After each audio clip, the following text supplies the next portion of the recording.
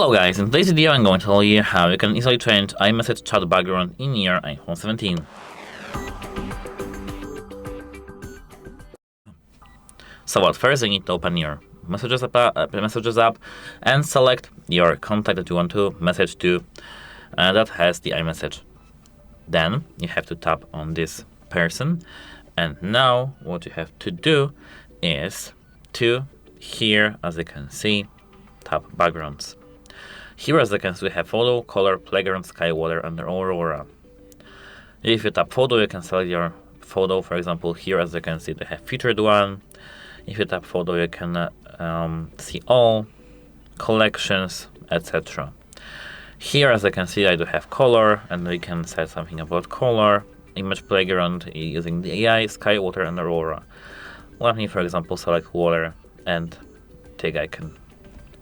Now it works. That's it. Hope it helps you, and goodbye.